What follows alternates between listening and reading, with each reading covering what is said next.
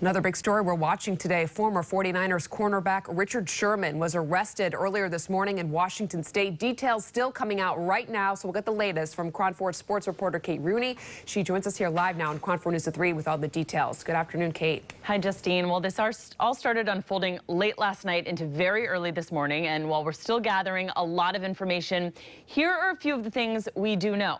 Richard Sherman was arrested around 2 a.m. this morning and is currently being held in the King County Correctional Facility in Seattle on suspicion of burglary domestic violence. He's being held without bail because he has not been in front of a judge for a hearing, and he won't be charged with any crimes until that time, which will likely be tomorrow. So let's break this down a bit further.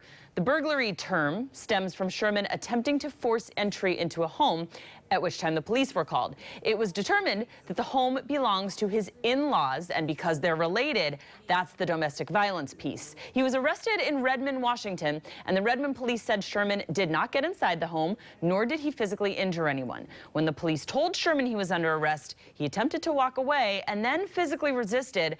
That resulted in a small altercation and minor injuries to both Sherman and the officers, none of which required treatment.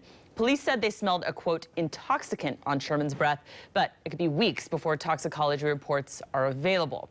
Now, Sherman's most recent team is, of course, the 49ers. They haven't released a statement, but the free agent is also vice president of the NFL Players Association, which did issue one, saying, quote, we have activated our domestic violence crisis protocol for the protection and support of everyone involved.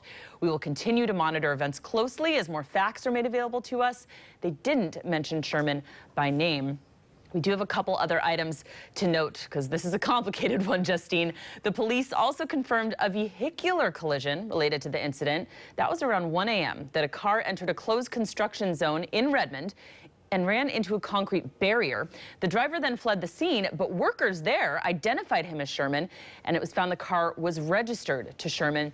Washington State Patrol officials suspect that he was driving while intoxicated. Also, Sherman's wife, Ashley Moss, talked to the Seattle Times and told them that she wouldn't be making a statement, only wanted to say that Sherman hadn't hurt anyone.